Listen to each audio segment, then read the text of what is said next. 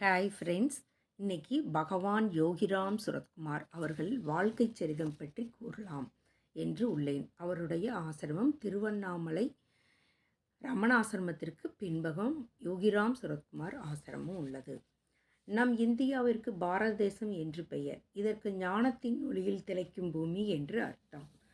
இங்கு சேஷாத்திரி சுவாமிகள் காமாட்சி ஆட்சி புரியும் காஞ்சிபுரத்திலிருந்தும், ஸ்ரீ ரமணர் மீனாட்சி ஆட்சி புரியும் மதுரையிலிருந்தும், யோகிராம் சுரத்குமார் விசாலாட்சி ஆட்சி புரியும் காசி நகரத்திலிருந்தும் இங்கு வந்து அருளாட்சி செய்து இந்நகரை மேலும் சிறப்பித்தவர்கள். பகவான் யோகிராம் சுரத்குமார் 1918 வருடம் டிசம்பர் மாதம் 1ஆம் தேதி உத்தரப்பிரதேசத்தில் பலியா மாவட்டத்தில் கங்கை நதிக்கரையில் அமைந்துள்ள நர்தராய் என்னும் ஒரு சிறிய கிராமத்தில் பக்திமிக்க பூமிகார் பிராமண தம்பதிகளுக்கு மகனாக அவதரித்தார்.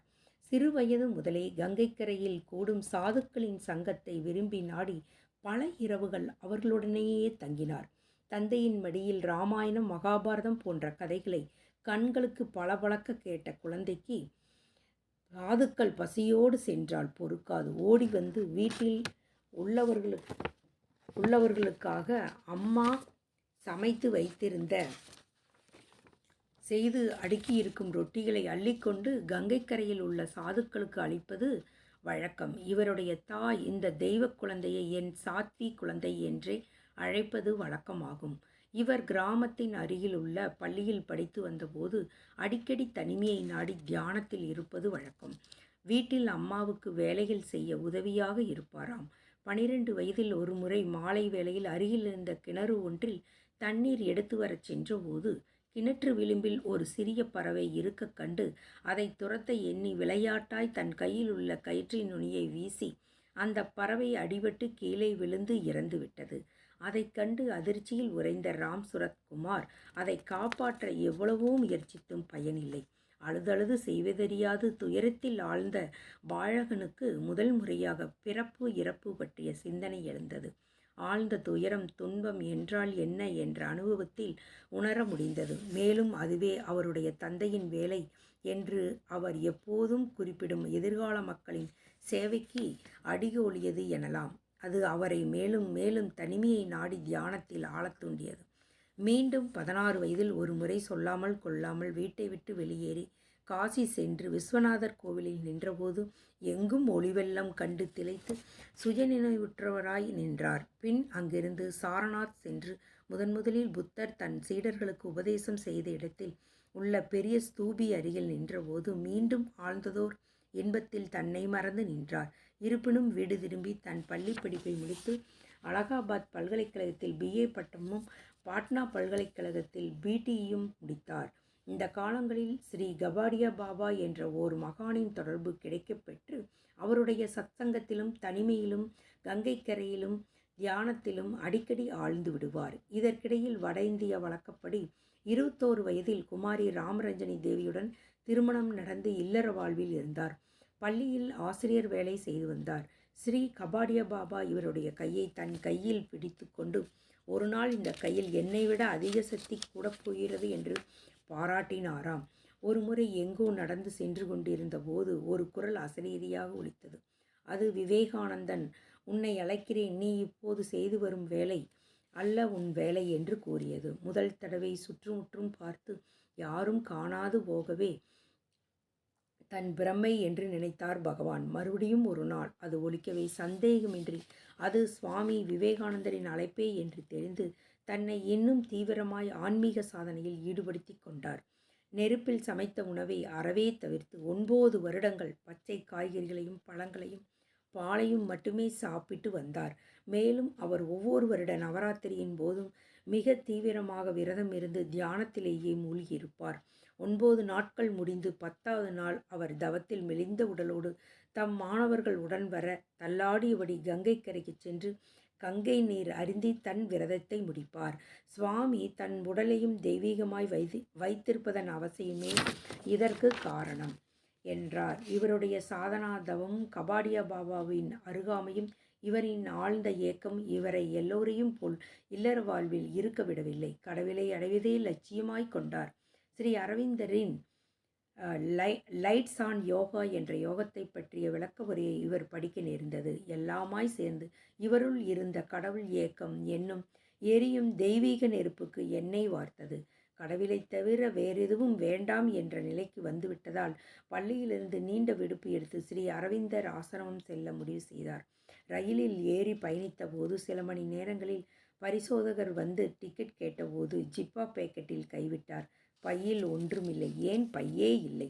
அடியில் கிழிக்கப்பட்ட அத்தனை பணமும் டிக்கெட்டும் பறிபோயிருந்தது. ரயிலில் முண்டி எடுத்து ஏறும் கூட்டத்தில் யாரோ பிக் பேக்கெட் அடித்து இருக்கிறார்கள். இந்நிகழ்ச்சி நம்போல் சாதாரண மனிதனின் வாழ்க்கையில் நிகழ்ந்திருந்தால் இதையே அபசகுணமாக எடுத்துக்கொண்டு பயணத்தையே நிறுத்தியிருப்போம். ஆனால் நம் பெருமானோ இது கடவுள் தனக்கு பணம் சார்ந்த வாழ்க்கை கூடாது என்று உணர்த்துவதாக எண்ணி பணத்தை ஒரு பலமாக நினைப்பதை கைவிட்டார். ரயிலிலிருந்து சக பயணிகள் பணம் போட்டு தமிழ்நாட்டில் ஒரு ஸ்டேஷன் வரையில் டிக்கெட் வாங்கி கொடுத்தனர். மீதி தூரத்தை நடந்தே சென்று அங்கிருந்த ஒரு ஸ்கூலில் ஹெட்மாஸ்டரிடம் பேசியபோது அங்குள்ள மாணவர்களும் ஆசிரியர்களும் நாங்களாகவே முன்வந்து அவருக்கு பாண்டிச்சேரி வரை செல்வதற்குரிய பணத்தை திரட்டி கொடுத்தார். ஸ்ரீ அரவிந்தர் ஆசிரமம் உள்ளே வாழ்க்கையிலே அவருக்கு ஒரு பேரனுபவம் கிட்டியது. அவர் உடல் மனம் இரண்டையுமே ஒரு பேரமைதி ஆட்கொண்டது. அதை பற்றி பின்னால் தன் பக்தர்களிடம் சொல்லும்போது இந்த பிச்சைக்காரனுக்கு ஸ்ரீ அரவிந்தர் தான் அந்த பேரமைதி என்று உணர்வு ஏற்பட்டது என்றார். சுவாமி அங்கே இருந்தபோது பாண்டிச்சேரி அன்னையின் கீழ் ஆசிரமம் செயல்பட்ட விதம் அவரை ஈர்த்தது. பின்னால் என்னிடம் அரவிந்தர் ஆசிரமத்தில் 2000 பக்தர்கள் ஸ்ரீ அரவிந்தர் அன்னை அவர்களுக்காகவே அங்கு தங்கி சேவை செய்கின்றனர் என்று அடிக்கடி சொல்லி கொண்டிருப்பார். அங்கு சில மாதங்கள் இருந்து பின் திருவண்ணாமலை வந்து பகவான் ஸ்ரீ ரமணரின் முன்பு அமரத் தொடங்கினார். அவருடன் இருந்த அந்த 2 மாதங்களில் பல இறை அனுபவங்கள் ஏற்பட்டன. சுவாமியின் இறையுணர்வு புதிய ஆழங்களை தொட்டது. எனினும் நிரந்தர சமாதியில் கிட்டவில்லை. ஒருமுறை ஒரு பக்தர் கேரளாவில் உள்ள பப்பா ராமதாசரின் ஆனந்தாசிரமம் பற்றி ஏதோ குறிப்பிட்ட சுவாமியின் உள்ளுணர்வு அங்கே செல்ல தூண்டியது. சுவாமி 2 முறை ஆனந்தாசிரமம் சென்று பப்பாவை தரிசனம் செய்தார். இருப்பினும் மீண்டும் இமயமலைக்கு சென்று விட்டார். 1950இல் அங்கிருந்தபடியே ஸ்ரீ அரவிந்தரும் ஸ்ரீ ரமண மகரிஷியும் சமாதியடைந்ததை செய்து ஏற்று அதிர்ச்சியுற்றார். மீண்டும் பப்பா ராமதாசரிடம் செல்ல உள்ளுணர்வு தூண்டவே 3ஆம் முறையாக 1952இல் பப்பா ராமதாசரை நாடிச் சென்றார். இம்முறை பப்பா ராமதாசரும் அவரும் சந்தித்த விதம் முற்றிலும் வேறுபட்டிருந்தது. ஒரு பாசமுள்ள தந்தை வெகு நாட்களுக்கு பிறகு வந்து சேரும் மகனை எதிர்கொள்ளும் வாஞ்சையும் எதிர்பார்ப்பும் மேலிட பப்பா ராமதாஸ் 34 வயதே ஆன இளைஞர் ராம் சுரத் குமாரை அன்புடன் வரவேற்றார். மேலும் சுவாமியின் வாழ்வில் வெவ்வேறு சந்தர்ப்பங்களில் நடந்த இறையனுபவங்களை அப்படியே நேரில் கண்டது போல் கூறியது. இளைஞர் ராம்சுரத் குமாரை அசர வைத்தது. அங்கேயே பப்பா ராமதாசரை சார்ந்து தங்கியிருக்கலானார். ஒரு நாள் பப்பா ராமதாஸ் அவர்கள் ஒரு பக்தைக்கு ஓம் ஸ்ரீராம் ஜெயராம் ஜெய் ஜெய்ராம் என்ற மந்திர தீட்சைக்கு முறைப்படி ஏற்பாடு செய்து அவருக்கு வழங்கினார். சுற்றி நின்று கொண்ட இளைஞர் ராம்சுரத் குமாருக்கு திடீரென்று இறை உந்துதலால் தானும் பப்பாவிடமிருந்து தீட்சை பெற வேண்டும் என்ற பேராவல் மேலிட்டிருந்தது. அங்கிருந்து சுவாமி சச்சிதானந்தா அவர்களை அணுகி தன் விருப்பத்தை தெரிவித்த போது அவர் தாங்களே பப்பா ராமதாஸை அணுகி கேளுங்கள் என்று வழிகாட்டினார். உடனே இளைஞர் ராம்சுரத் குமார் பப்பாவை அணுகி வேண்ட பப்பா புன்னகையுடன் அவரை அங்கேயே மண்ணில் அமர்த்தி எவ்விதமான சடங்குகளும் இல்லாமல் அவர் காதில் ஓம் ஸ்ரீராம் ஜெயராம் ஜெய் ஜெய்ராம் என்று ஓதினார். பின் ஒரேயொரு கட்டளையிட்டார். இந்த நாமத்தை 24 மணி நேரமும் ஓயாது சொல் என்பதே அது. குருவின் அந்த உத்தரவு அவர் உள்ளத்தில் குறிதப்பாது வீழ்த்தும் ராம பானமாக பாய்ந்து மிக வீரியத்துடன் வேலை செய்ய ஆரம்பித்தது. நம் சுவாமியும் அருகிலிருந்த பொதி மலையில் ஒரு குகையில் சென்றமர்ந்து நாமத்தை இடைவுறாது ஜெபிக்கலானார். சாப்பாடு தூக்கம் எல்லாவற்றையும் மறந்து ஆழத்தில் சென்றார். 6 பகல் 6 இரவு அவ்விதம் இடைவிடாத ஜபத்தில் ஆழ்ந்த ராம்சுரத் குமாருக்கு 7வது நாளன்று பேர் அனுபவம் கிட்டியது. இதை பற்றி சொல்லும்போது இந்த பிச்சைக்காரன் 6 நாட்கள் தான் சொல்லியிருப்பான். 7வது நாள் என் குரு பப்பா ராமதாஸ் இந்த பிச்சைக்காரனை முற்றிலும் கொன்றுவிட்டார். அவர் தாமரை பாதங்களில் இந்த பிச்சைக்காரன் இறந்து விட்டான். அதன் பிறகு என் தந்தை மட்டுமே இந்த உடலில் இருக்கிறார். அவரே எங்கும் இருக்கிறார், வேறு யாரும் இல்லை, வேறு எதுவும் இல்லை என்று குறிப்பிடுவார். அதன் பின் இந்த தெய்வீக குழந்தை ஒருவித உன்மத்த நிலையிலேயே இருந்து வந்ததால் ஆனந்தாசிரமத்தின் மற்ற பக்தர்களிலிருந்து தனிப்பட்டு இருந்தார். அடிக்கடி தன்னை மறந்த நிலையில் ராமநாமம் பாடுவதும் ஆடுவதும், உன்மத்த நிலையில் கீழே தரையில் உருளுவதும் போன்ற பல பாவனைகள் ஏற்பட்டன. இதை மற்றவர்கள் ஏற்றுக்கொள்வது கஷ்டமாயிருந்தது. இந்நிலையில் பப்பா ராமதாசர் அவரை கூப்பிட்டு, வீட்டில் வளரும் மரம் பலவீனத்துடன் இருக்கும், காட்டில் வளரும் மரம் பலவித பருவ மாற்றங்களால் திடமாய் மிக உறுதியாய் நிற்கும். அதனால் இங்கிருந்து நீ வெளியுலகிற்கு செல்ல வேண்டும் என்று கூறி, எங்கு செல்வாய் என்று கேட்க, பகவானின் உள்ளிருந்து சற்றென்று திருவண்ணாமலை என்று பதில் வந்தது. ஆனால் அவர் திருவண்ணாமலை வந்து சேர 7 வருடங்கள் பிடித்தன. அந்த 7 வருடங்களும் குமரி முதல் இமயம் வரை கடவுளின் இச்சைப்படி உள்ளுணர்வு உந்துதலில் கையில் காசு வைத்து கொள்ளாமல் பிச்சைக்காரன் போன்று சுற்றித் திரிந்தார். இதில் அவருக்கு ஏற்பட்ட அனுபவங்கள் பல. ரயிலில் டிக்கெட் வாங்காமல் பயணம் செய்யும் போதெல்லாம், நள்ளிரவில் எங்கோ காட்டுப் பிரதேசங்களில் இரக்கமின்றி வெளியே தள்ளப்பட்ட நேரங்கள் உண்டு. எத்தனையோ நாட்கள் உணவின்றி அலைந்ததுண்டு. பின்னால் அவர் தன் பக்தர்களிடம், எல்லா மாநிலங்களிலும் விட குஜராத்தில் மட்டுமே அன்னையர் இரக்க சுபாவத்தோடு இந்த பிச்சைக்காரனுக்கு உணவிட்டனர். அது மகாத்மா காந்தியின் பூமியல்லவா என்பார். தமிழ்நாட்டில் ஓரிடத்தில் இவருக்கு உண்ண ஒன்றும் தராமல் விரட்டிவிட்டதோடு நாயை இவர் மீது ஏவிவிட இரத்த காயங்களோடு திரும்ப நேரிட்டது. மேலும் ஓரிரு இடத்தில் நாள்பட்ட நன்குலர்ந்த சப்பாத்திகளை அதை மிருதுவாக்க எந்த ஒரு திரவமும் இன்றி ஏதோ பெரிய தானம் செய்வது போல் இவர் கைகளில் போடுவார்களாம். அவர் பட்ட துன்பங்கள் பல. பின்னால் பிச்சைக்காரர்களை துரத்திவிடும் இந்த கொடுமையை பற்றி கண்கலங்க கூறுவார். மற்ற வெளிநாடுகள் போல இந்தியாவில் பிச்சைக்காரர்களை ஒழிக்கக்கூடாது. வேதங்கள் பிச்சைக்காரர்களை அனுமதிக்கின்றன. பெரிய பெரிய மகான்கள் பிச்சைக்காரர் வடிவதில்தான் வருவர். இந்தியா மகான்களின் லீலா பூமி என்று கூறுவார். கடவுளுக்குரிய அத்தனை சக்தியும் தன்னில் அடக்கி கொண்டு அனாதை பிச்சைக்காரனாய் சுற்றித் திரிந்தது எப்பேற்பட்ட விந்தை! ஆனால் மக்களின் மனோபாவங்கள், துயரங்கள், தோஷங்கள் அனைத்தையும் நேரில் கண்டறிந்த அனுபவங்கள் அவருடைய எதிர்கால மக்கள் சேவைக்கு மிகவும் உதவியாய் இருந்தது. 7 வருடங்களுக்கு பிறகு 1959 திருவண்ணாமலை வந்து சேர்ந்தார். மீண்டும் அங்கு அவருக்கு உண்ண உணவோ தங்க இடமோ தர யாரும் முன்வரவில்லை. உன்மத்த நிலையில் வீதி வீதியாய் சுற்றித்திருந்தார். பின் ரயில்வே ஸ்டேஷன் அருகில் ஒரு புன்னை மரத்தடியில் அமர்ந்து தன் தந்தையின் வேலையை செய்யத் தொடங்கிவிட்டார். சிறிது சிறிதாய் மக்கள் இவர் ஒரு சாதாரண பிச்சைக்காரர் இல்லை என்பதை உணர்ந்து தன் வாழ்க்கை பிரச்சனைகளுக்கு தீர்வு காண இவரிடம் வர ஆரம்பித்தனர். கொட்டும் மழையானாலும் கொதிக்கும் வெயிலானாலும் அதுவே அவருடைய வீடு. ஆங்காங்கே கிழிந்து தொங்கும் அழுக்கு உடை, கலைந்த தலை, கண்களில் இறை ஒளியின் பிரகாசம், கருணை தோய்ந்த முகம், தன்னை பிச்சைக்காரன் என்றே சொல்லிக் கொண்ட அந்த அருட்பேரரசர் தன் அருளாட்சியை மிக கம்பீரமாக ஒரு பெரிய சக்கரவர்த்தியாக செய்து வந்தார். பலதரப்பட்ட மக்கள் இவரிடம் வர ஆரம்பித்தனர். உயர்மட்ட அரசியல்வாதிகள், டாக்டர்கள், என்ஜினியர்கள், விஞ்ஞானிகள், இசைக்கலைஞர்கள், எழுத்தாளர்கள் மட்டுமின்றி பாமர மக்களும் சாமி சாமி விசிறி சாமி என்று அன்புடன் அழைத்து அவர் காலடியில் வந்தனர். பகலில் புன்னை மரத்தடியில் தங்கிய பகவான் இரவு நேரங்களில் சில சாக்கு மூட்டைகளோடு டவுன் வரை வந்து அருணாச்சலேஸ்வரர் கோயில் அருகே இருக்கும் கடைவாசல்களில் படுத்து கொள்வார். இந்த காலங்களில் அவர் அடிக்கடி ஸ்ரீராமா ஜெயராமா என்று பாடிக்கொண்டு நர்த்தனமாடியபடி வீதிகளில் செல்வார். மற்றும் சில சமயங்களில் பாரத மாதா கி ஜெய், மகாத்மா காந்தி கி ஜெய் என்றும் கோஷமிட்டு வீதிகளில் நடமாடுவார். பகவான் யோகிராம் ஆரம்ப காலங்களில் திருவண்ணாமலை மார்க்கெட் அருகில் உள்ள ஒரு பொறிக்கடற்கரை ஒன்றுக்கு அடிக்கடி சென்று அங்கிருந்து முஸ்லீம் கடைக்காரரிடம் படுத்து உறங்குவார். நீங்கள் என்ன வேண்டுமானாலும் செய்து கொள்ளுங்கள், இந்த பிச்சைக்காரன் ஒருபோதும் பகவான் யோகிராம் சரத்குமார், யோகிராம் சரத்குமார், யோகிராம் சரத்குமார் ஜெயகுருராய என்ற மந்திரத்தை நமக்கு கொடுத்த பகவான் என்றென்றும் வாழ்க வளமுடன். இப்படி 14 வருடங்கள் திருவண்ணாமலை வீதிகளிலும் 3 வருடங்கள் புன்னை மரத்தடியிலுமாக 17 வருடங்கள் கழிந்தன. மேலும் மேலும் கூட்டம் வர ஆரம்பித்த நிலையில் பக்தர்களால் கொதிக்கும் வெயிலிலும் கொட்டும் மழையிலும் இவரை போல் உட்கார முடியவில்லை. அதனால் 1976 சன்னதி தெருவில் வீடு ஒன்றை வாங்கி அவரை அதில் சென்று அமர வைத்தனர். ஆரம்ப காலங்களில் பகவான் யோகிராம் சரத்குமார் இருக்க வேண்டும் என்று பக்தர்கள் வேண்டி நின்றனர். 1977 பகவான் அவர்கள் பக்தரின் வேண்டுகோளை ஏற்று அவ்வீட்டில் சென்று வசியில் ஆனார். ஆனாலும் யாரையும் தன்னோடு வைத்துக் கொள்ளவில்லை. கட்டிப்பிடிக்க முடியாத காற்றைப் போல் இருந்தால் சமையல் எதுவும் அவ்வீட்டில் செய்யவில்லை. ஏன்?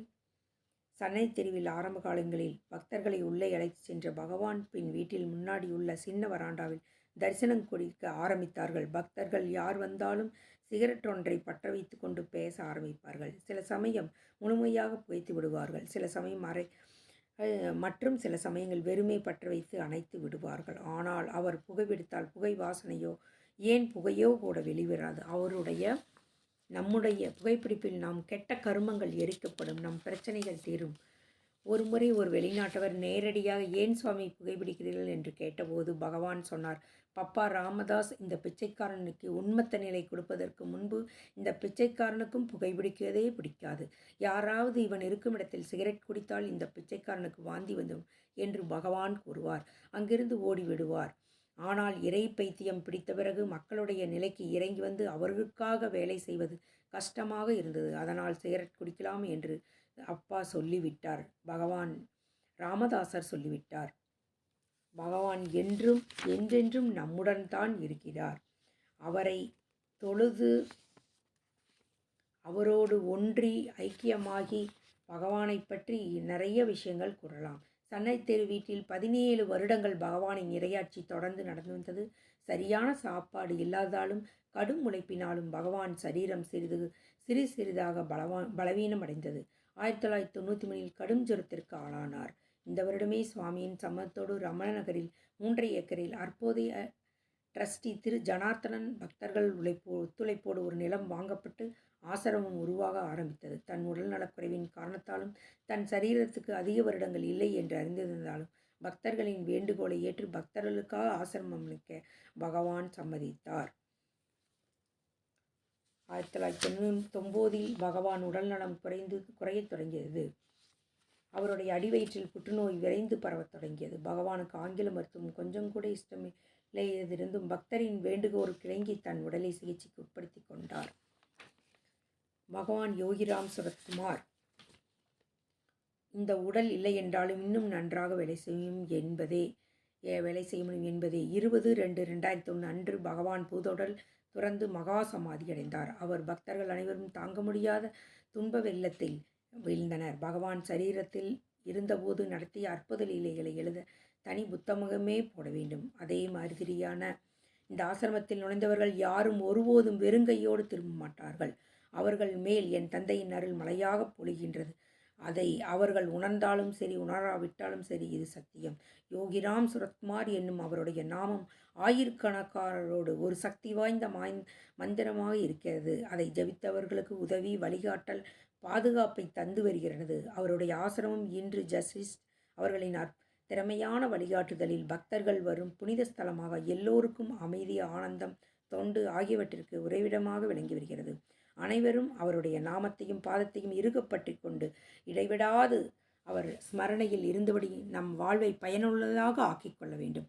தொடர்ந்து சூக்கும வடிவில் நம்மை கண்காணித்தபடி நம் எல்லோருக்கும் சதா அருள் செய்து கொண்டு நம் அருகாமையிலேயே இன்றும் வாழ்ந்து வரும் பகவானே பக்தரின் வாழ்வு அவரின் திருவருள் என்றும் எல்லோருக்கும் கிடைத்து கொண்டே இருக்கும் என்பது உறுதி. பகவான் தெய்வ குழந்தை யோகிராம் சுரத்குமார் வாழ்க்கை சரிதத்தை பற்றி பகவானின் நிரந்தர அடிமை நம் மா தேவகி அவர்களின் சொல்லாற்றலால் பகவான் நம் மாசாணி முத்தையா அவர்களுடைய யோகிராம் சுரத்குமார் குருஷேத்திரம் மதுரை என்ற இடத்தில் பிரிண்ட் அடித்து இந்த புத்தகத்தை கோவை அருளாலயத்துக்கு எங்களுக்கு வழங்கினார்.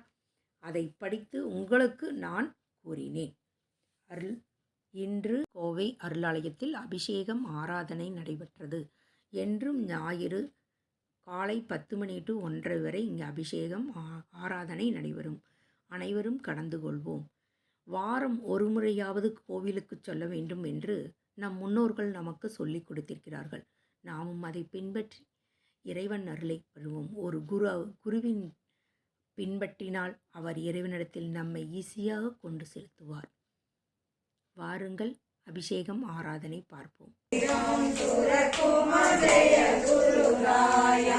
योगी राम सूरत कुमार योगी राम सूरत कुमार योगी राम सूरत कुमार जय गुरु राया योगी राम सूरत कुमार योगी राम सूरत कुमार योगी राम सूरत कुमार जय गुरु राया योगी राम सूरत कुमार योगी राम सूरत कुमार योगी राम सूरत कुमार जय गुरु राया योगी राम सूरत कुमार योगी राम सूरत कुमार योगी राम सूरत कुमार जय गुरु राया योगी राम सूरत कुमार योगी राम सूरत कुमार योगी राम सूरत कुमार जय गुरु राया योगी राम सूरत कुमार योगी राम सूरत कुमार योगी राम सूरत कुमार जय गुरु राया योगी राम सूरत कुमार योगी राम सूरत कुमार योगी राम सूरत कुमार जय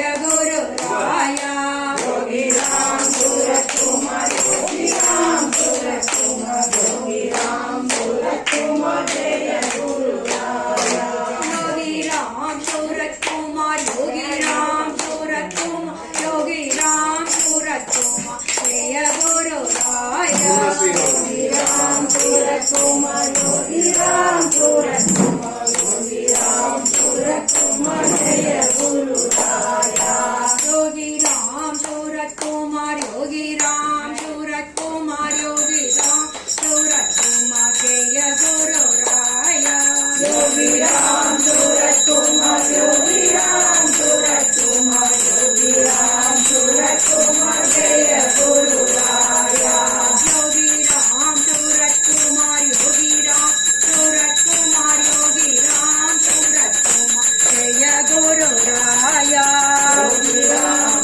ஒரு அம்பெடுத்து என்னை கொள்ளுவாய் ராமா மோகமெனும் ராட்சசனை மூளை செய்குவாய் ராமா மூளை செய்குவாய் அதருடன் காத்திருந்த சபரி இல்லையே நான் கனிவுடனே பார்த்திருந்த அனுமன் இல்லையே ராமானுமன் இல்லையே மெல்ல ஒரு அம்பெடுத்து என்னை கொள்ளுவாய் ராமா மோகமெனும் ராட்சசனை மூளை செய்குவாய் ராமா மூளை செய்குவாய் இடம் மாறி வரும் தெளிவும் இல்லையே என்னுள் உனையறியும் ஜீவன சரணமில்லையே இடம் மாறி வரும்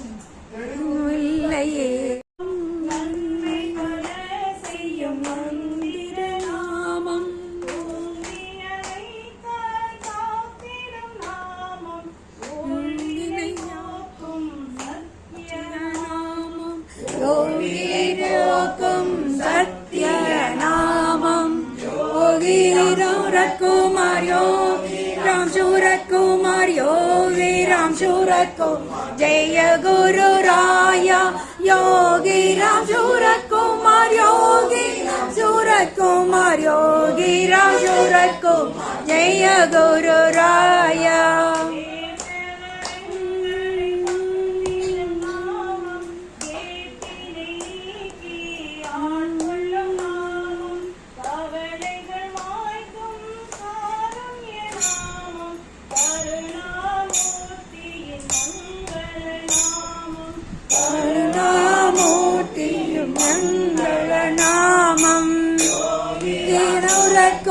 योगी राम सूरत कुमार योगी राम सूरत कुमार जय गुरु राया योगी राम सूरत कुमार योगी राम सूरत कुमार योगी राम सूरत कुमार जय गुरु राया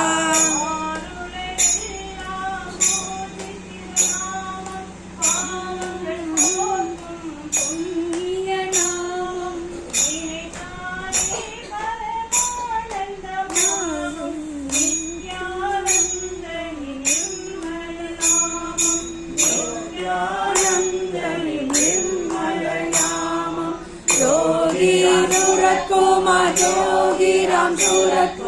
योगी राम सूरत कुमार जय गुरु राया योगी राम सूरत कुमार योगी राम सूरत कुमार योगी राम सूरत कुमार जय गुरु राया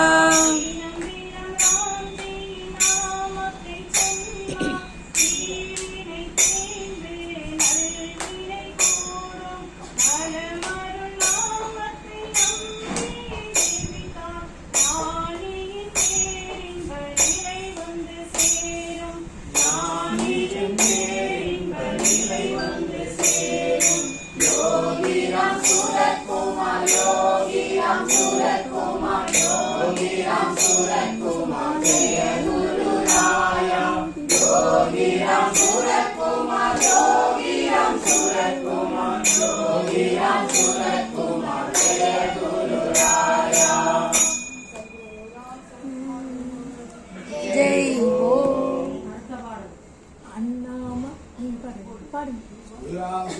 गुरु महाराज की जय हो மெல்ல ஒரு அம்பெடுத்து என்னை கொள்ளுவாய் ராமா மோகமெனும் ராட்சசனை மூடி செய்துவாய் ராமா மூடி செய்துவாய் மெல்ல ஒரு அம்பெடுத்து என்னை கொள்ளுவாய் ராமா மோகமெனும் ராட்சசனை மூடி ராமா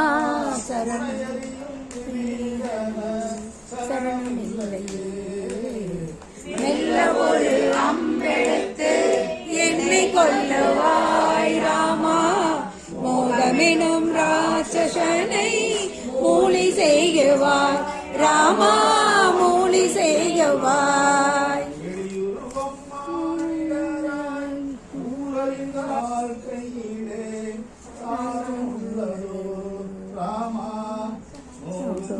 கருணையுடன் பார்ப்பதென்னவோ இந்த நொய்மையிலே வாழ்க்கையிலே சாரம் உள்ளதோ ராமா நொய்மையிலே வாழ்க்கையிலே சாரம் உள்ளதோ மெல்ல ஒரு அம்பெடுத்து என்னை கொள்ளவாய் ராமா மோகமெனும் ராட்சசனை மூலி செய்குவாய் ராமா மூலி செய்குவாய் நாளை தினம் ராவணனை வாவென சொன்னாய் நாளை தினம் ராவணனை வாவென சொன்னாய் இங்கே நான் வரவும் நீ அதனை சொல்லலாகுமோ இங்கே நான் வரவும் நீ அதனை சொல்லலாகுமோ Rama சொல்லலாகுமோ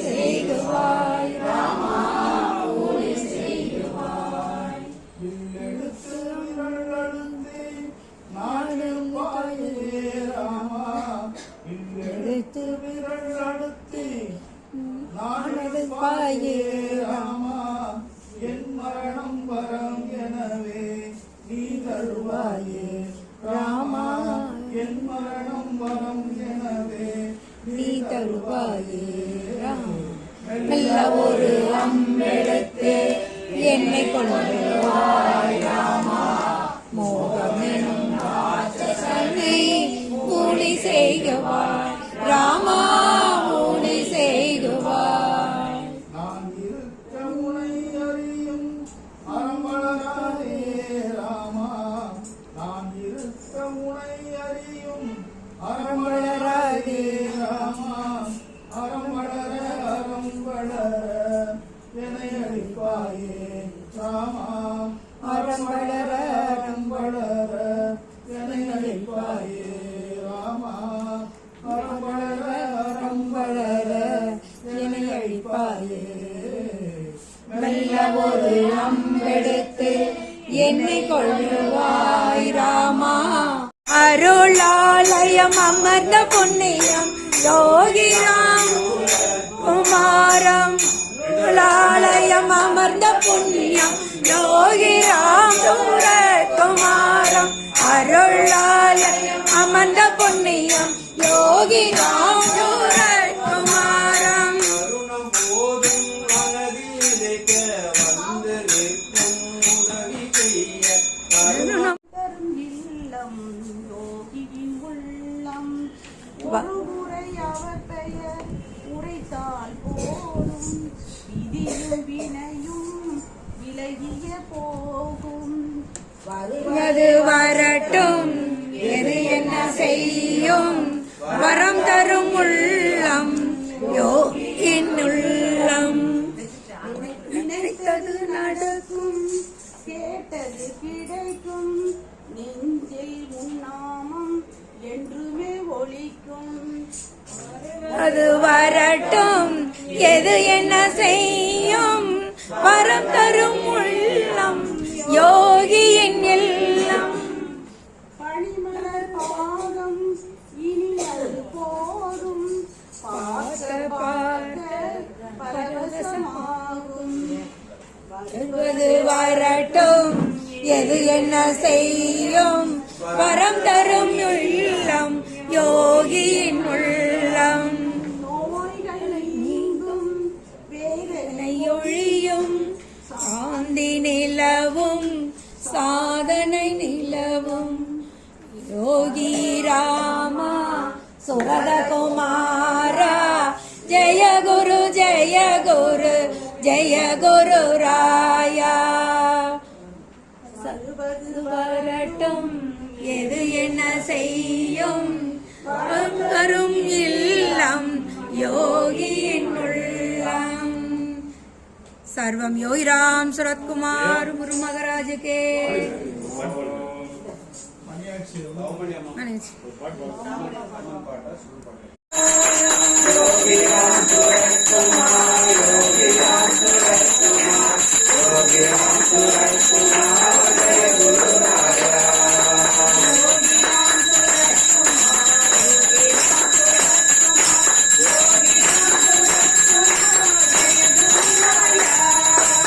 Yogi Ram Suresh Kumar, Yogi Ram Suresh Kumar,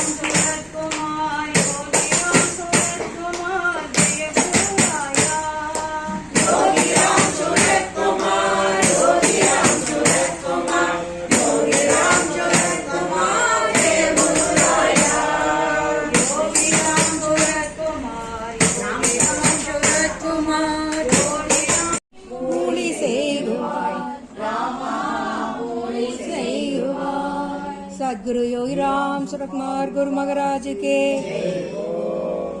அண்ணாமலையில் வீற்றிருக்கும் யோகி ராமா திரு அண்ணாமலையில் வீற்றிருக்கும் யோகி ராமா கடைக்கண் எம்மை பாருமையா யோகி ராமா அண்ணாமலையில் வீற்றிருக்கும் யோகி ராமா திரு அண்ணாமலையில் வீற்றிருக்கும்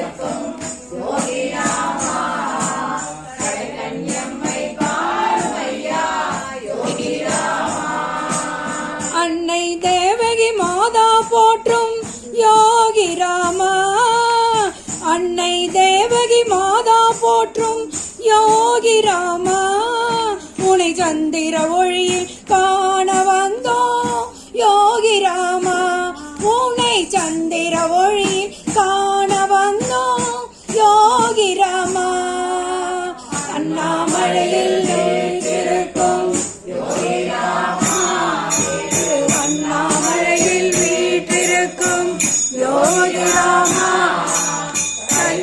எம்மை பாருமையா யோகி ராமா சொத்தும் சுகமும் வேண்டவில்லை யோகி ராமா சொத்தும் சுகமும் வேண்டவில்லை யோகி ராமா உன் நாமம் ஒன்றே போதுமையா யோகி ராமா உன் நாமம் ஒன்றே போதுமையா யோகி ராமா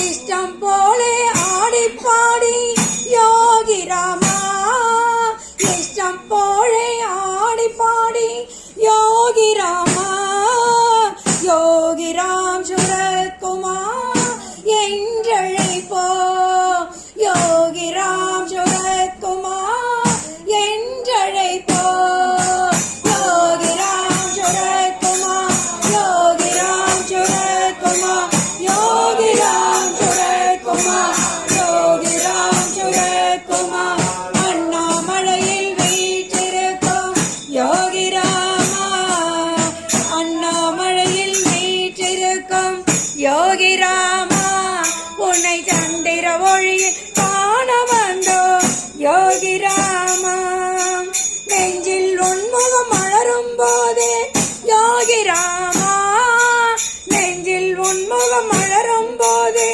யோகி ராமா ஓடி வருவோம் அண்ணாமலைக்கு யோகி ராமா ஓடி வருவோம் அண்ணாமலைக்கு யோகி ராமா யோகி ராம் சுரத்குமார் யோகி ராம் சுரத்குமார் யோகி ராம் சுரத்குமார் யோகி ராம் சுரத்குமார் யோகி ராம் சுரத்குமார் யோகி ராம் சுரத்குமார் யோகி ராம் சுரத்குமார் யோகி ராம் சுரத்குமார் கூடி நின்று அன்பர்கள் எல்லாம் யோகி ராமா கூடி நின்று அன்பர்கள் எல்லாம் யோகி ராமா ஆடி வருவோம் நாமம் சொல்லி யோகி ராமா ஆடி வருவோம் நாமம் சொல்லி யோகி ராமா யோகி ராம் சுரத்குமார் யோகி ராம் சுரத்குமார் யோகி ராம் சுரத்குமார் யோகி ராம் சுரத்குமார் விசிறி சிரட்டை கையில் ஏந்தி யோகி ராமா விசிறி சிரட்டை கையில் ஏந்தி யோகி ராமா சூளி கயிற்றை கையில் கொண்டார் யோகி ராமா சூளி கயிற்றை கையில் கொண்டார் யோகி ராமா யோகி ராம் சுரத்குமார் யோகி ராம் சுரத்குமார் யோகி ராம் சுரத்குமார் யோகி ராம் சுரத்குமார் உன் சுந்தர ரூபம் என்னை மயக்கும் யோகி ராமா உன் சுந்தர ரூபம் என்னை மயக்கும் யோகி ராமா என்றும் முந்தன் நாமம் சொல்வோம் யோகி ராமா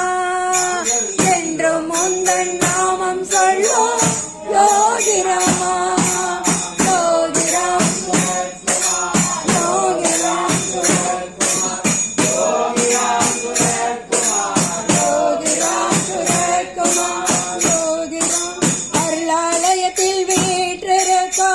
யோகி ராமா அருளாலயத்தில் வீற்றிருக்கும் யோகி ராமா கடைக்கன் எம்மை பாருமையா யோகி ராமா கடைக்கன் எம்மை பாருமையா யோகி ராமா யோகி ராம் சுரத்குமார் யோகி ராம் சுரத்குமார் யோகி ராம் சுரத்குமார் யோகி ராம் சுரத்குமார் யோகி ராம் சுரத்குமார் யோகி ராம் சுரத்குமார்